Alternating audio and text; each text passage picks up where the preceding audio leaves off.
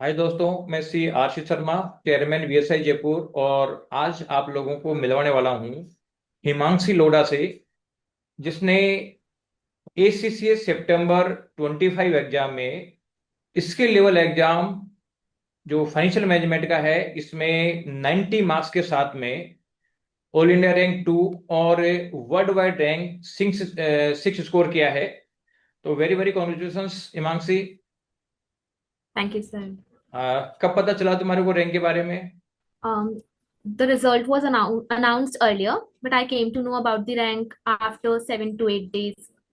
बिल्कुल, इसमें जिस दिन रिजल्ट आता है, रिजल्ट डिक्लेयर करते हैं, उस दिन वो मार्क्स ही बताते हैं, और पास या फेल और रैंक जो है उसके बाद में आते हैं। जब ये हम भी जो पोर्टल भरते हैं उसमें हमारे 90 मार्क्स का पता हमारे को पता चल गया था। मैंने उस समय पता भी किया था कि रैंक होनी चाहिए, लेकिन वहां से जवाब मिला था कि भी रैंक का पता नहीं चलेगा, रैंक का पता चलेगा जब ऑटोमेटिक स्टूडेंट के पास मेल आएगी। और आपके पास ये मेल कब आई? Date, actually, I don't remember the date, actual date, but a week earlier. हाँ, अभी लेटेस्ट आई है। तो जब मेल आई तो उसमें रैंक के बारे में आपको पता आपका एक्सपेक्टेशन था कि मार्क्स रिजल्ट आने के बाद में रैंक आ सकती है? Actually I was hoping for the rank, मतलब मैं होप तो कर रही थी कि रैंक आए, क्योंकि 90 मार्क्स आए हैं, कम नहीं है ये। पर फिर मैंने शायद 2 to 3 days तक वेट भी किया, पर उसमें मेल कुछ आया नहीं था। I was continuously reading my Gmail की मेल आएगा पर मेल आया नहीं। देन सडनली मैंने कुछ होप भी नहीं, मैंने होप छोड़ दी थी कि अब नहीं आएगा। एंड हाँ सडनली नोटिफिकेशन पॉपअप हुआ कि आपका रैंक लगा हाँ है। हाँ हाँ, वो 7-8 डेज के बाद में आता है। मेरे को उन्होंने बताया था कि हाँ। 7-8 डेज के बाद में आपके पास में जो मेल आएगा। तो साजिद खान का मेल, आपके साजिद खान के नाम से जो है ना उनके जो साइन है उनमें साजिद खान के हैं। तो ये एरिया देखते हैं, मतलब इंडिया को भी देखते हैं, इंडिया के हेड हैं। तो बहुत अच्छा। बहुत शुभकामनाएं। आप ये बताओ कि आपकी जो सिस्टर है वो हम्म। सीए कर रही है, और तुमने सीए एसीसी चूज किया। तो एसीसी चूज करने के पीछे क्या क्या कंसिडरेशन रहा? फर्स्ट ऑफ ऑल सर, मेरा I wanted to pursue something else. मुझे ग्लोबली रिकॉग्निशन चाहिए था। और इसका फ्लेक्सिबल स्ट्रक्चर, मुझे मतलब इसके फ्लेक्सिबल स्ट्रक्चर ने मुझे सबसे मेनली अट्रैक्ट किया कि मैं एग्जाम्स मेरे अकॉर्डिंग दे सकती हूँ, जब मेरी सिलेबस की तैयारी हो जाए तब दे सकती हूँ। एंड थर्डली, इसका जो करियर है वो बहुत वर्सेटाइल है। मैं ऑडिट, फाइनेंस, टैक्सेशन और बिजनेस मैनेजमेंट, फाइनेंस, हर हर फील्ड में वर्क कर सकती हूँ। That's why the main reason was that. और इसमें जो फ्लेक्सिबल एग्जाम पैटर्न है, अपना पेपर देने की चॉइस है, एग्जाम्शंस है, जो यस स्पेशली सर। ग्रेजुएशन कर रहा है उसको 5 सब्जेक्ट एग्जाम हो जाते हैं और 8 पेपर देने पड़ते हैं। तो ये भी एक बहुत बड़ा बेनिफिट है, क्योंकि अब 8 पेपर देने हैं, एक एक क्वार्टर में एक एक पेपर भी दिया, तो इसका मतलब है कि इजीली 2 इयर्स के में तो आराम से मतलब ये हो सकता है। अच्छा, उन्होंने फाइनेंशियल मैनेजमेंट यहाँ पे जो क्लास ली थी तो फेस टू फेस लिया था या ऑनलाइन लिया था? सर, मैंने फेस टू फेस के लिए ही किया था अप्लाई। पर हाँ। फिर मेरा पॉसिबल नहीं हो पाया आना, इसलिए फिर मैंने ऑनलाइन लिया था। पर ऑनलाइन में भी एकदम इतना इजी रहा मेरे लिए पढ़ना कि मुझे बिल्कुल भी ऐसा लगा नहीं कि मैं ऑनलाइन पढ़ रही हूँ या फिर इश्यूज आ रहे हैं। सर ने भी बहुत इजीली, मतलब डाउट सॉल्विंग के लिए भी वापस कांटेक्ट करना, बहुत अच्छे से कांटेक्ट रहा।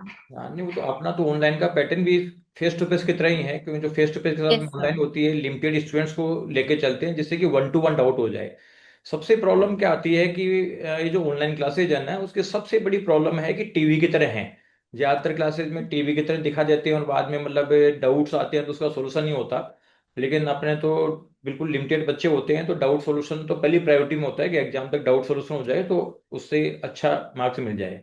तो किस तरीके से इस सब्जेक्ट को पढ़ते थे, एफएम को कैसे तैयार करते थे, इसमें कितना पोर्शन प्रैक्टिकल था, कितना पोर्शन थ्योरी है जो आपको एग्जाम में आया, उसका क्या है? 70% प्रैक्टिकल था एंड 30% थ्योरी था।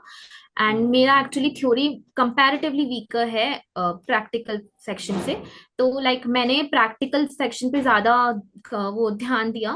पहले लाइक जो भी मैंने इंपॉर्टेंट चैप्टर्स मार्क किए, 15 चैप्टर्स थे, उसमें से मैंने पहले इंपॉर्टेंट चैप्टर्स मार्क किए कि वेरी इंपॉर्टेंट कौन से हैं, इंपॉर्टेंट कौन से हैं, एंड प्रैक्टिकल कौन से हैं, थ्योरेटिकल कौन से हैं। देन मैंने उसके बाद जो सबसे इंपॉर्टेंट चैप्टर्स थे उन्हें सबसे पहले पूरा कंप्लीट किया। जैसे सर ने जैसे जैसे पढ़ाया उसके साथ नोट्स बनाना, वापस री रीड करना, और देन लास्ट जब एग्जाम टाइम आ रहा था तब भी वो वाले जो मेन चैप्टर्स थे उनको पहले मैंने पूरा पढ़ा। देन मैंने प्रैक्टिकल सेक्शन पे बहुत ज्यादा ध्यान दिया। लाइक मैंने प्रैक्टिस बहुत ज्यादा की थी क्वेश्चंस की। टाइम टू टाइम पूरी प्रैक्टिस चल रही थी मेरी। मोस्टली मैंने सारे क्वेश्चंस कर ही लिए थे जितने भी बीपीपी में और एसीसी स्टडी हब में थे। तो जो क्वेश्चन से साथ साथ कोर्स चलता जा रहा था और साथ में होमवर्क में कंप्लीट क्वेश्चन सॉल्यूशन करते जा रहे थे, जिससे कि हर क्वेश्चन का फ्लो पता रहे, कहाँ हम डाउट आ रहा है तो अपन सोल्व करेंगे जब तो डाउट आएगा, अदरवाइज ऑडिटिंग कर लेंगे यस। तो डाउट आएगा ही नहीं। तो वो एक बहुत बड़ी इशू है। तो प्रैक्टिकल पेपर तो सही गया होगा पूरा? बहुत अच्छा गया सर। हाँ, और जो मार्क्स मतलब 10 मार्क्स का जो कटे वो मेरे ख्याल से थ्योरी में कटे होंगे। उसका जो थ्योरेटिकल पोर्शन था, कंसेप्चुअल यस सर, पार्ट। मेरा एक्चुअली थ्योरेटिकल सेक्शन था। तुम्हारा क्या सभी का वीक रहता है जो कॉमर्स के यस स्टूडेंट सर। हैं, और स्पेशली प्रैक्टिकल सब्जेक्ट्स की थ्योरी में दिक्कत आती है। इवन जो थ्योरेटिकल सब्जेक्ट पढ़ना है, ऑडिट पढ़ना है तो पढ़ेंगे हम्म। पढ़ेंगे, ठीक है, और कुछ पढ़ना है तो पढ़ेंगे पढ़ेंगे, तो उसमें तो चलो फिर भी उनकी हम्म। हैबिट होती है। लेकिन प्रैक्टिकल सब्जेक्ट में थ्योरेटिकल पोर्शन आ जाता है तो उनको बहुत परेशानी होती है कि अरे कहाँ से आ गया, क्योंकि हम तो सोच के चल रहे थे प्रैक्टिकल आएगा, हम्म। लेकिन वो थ्योरी आती है। अच्छा ये बताओ कि एग्जाम भी आपका ऑनलाइन होता है, तो एग्जाम की प्रिपरेशन कैसे करी, मतलब उसके जो टेस्ट पैटर्न वगैरह किस तरीके से किया?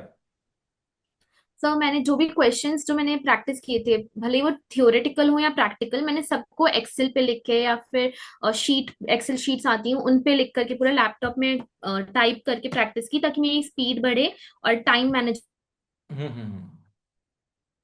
रहा। लाइक एग्जाम में टाइम बहुत कंजेस्टेड होता है, आपको बहुत कम टाइम मिलता है और बहुत लेंथी होता है पेपर, तो इसमें मेरा बहुत हेल्प किया, मतलब एक्सेल ने मेरा बहुत हेल्प किया था। हाँ, प्रैक्टिस अच्छी होती है पहले से तो उसका हम करने की yes, पोजीशन में होगा। प्रैक्टिस नहीं है तो फिर कैसे करोगे? सबसे इंपॉर्टेंट चीज है। yes, अपने को मान लो हैंड से प्रैक्टिस कर रखी है अपन ने, और जब वहाँ पे कंप्यूटराइज करना है, ऑनलाइन करना है, तो वो तो प्रैक्टिस भी ऑनलाइन होना जरूरी है, सेम मोड में होना जरूरी है। yes, तो एक चीज बताओ कि ये जो एसीसी की जो पैकेजेस है, एसीसी करने के बाद में तो हमने देखा एसीसी ग्लोबल पे पैकेजेस कैसे कैसे अवेलेबल है।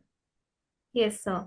लाइक स्टार्टिंग पैकेज पैकेज तो 7 to 8 LPA है, एंड फिर वो टाइम टू टाइम इंक्रीज होते हैं। हाँ, नहीं नहीं, वैसे भी काफी है। मैंने भी देखा है कि जैसे अ, एक तो इसकी मैंने खासियत देखी कि जितनी वैकेंसी सीए में नहीं, इतनी अवेलेबल एसीसी में है।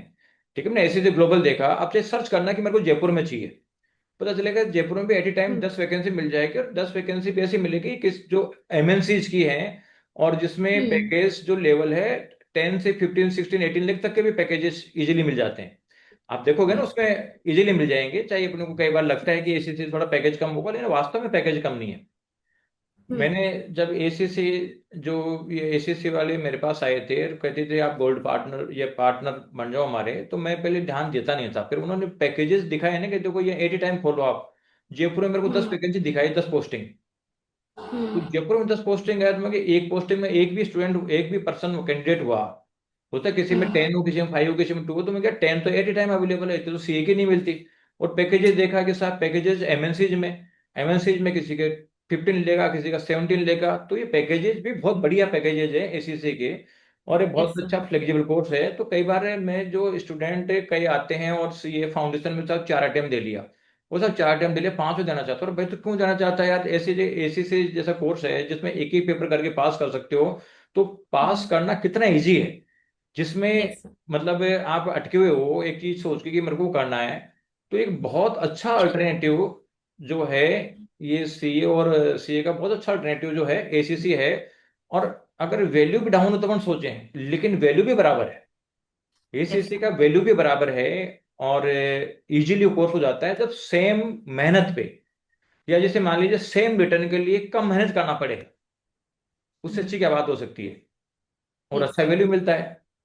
तो ये कोर्स जो हम्म। है बहुत अच्छा कोर्स है। तो यस सर। फ्यूचर में आपका टारगेट क्या है, मतलब ग्लोबल जॉब या इंडिया में, या क्या है, या बिजनेस क्या सर करना चाहते हो? मतलब मेरा ऐसा है, मैंने ऐसा सोच रखा है कि मेरे को एक बार एक्सपीरियंस लेना है ग्लोबली भी, मतलब बाहर भी, इंडिया के बाहर भी। एंड देन इंडिया में तो करनी है जॉब, पर एक बार मैं एक्सपीरियंस लेना चाहती हूँ बाहर का भी। एक बार एक्सपीरियंस करने के लिए आउट ऑफ इंडिया जाओगे, बाद में यहीं जॉब करनी है तो यस सर। चलो बहुत अच्छी बात है।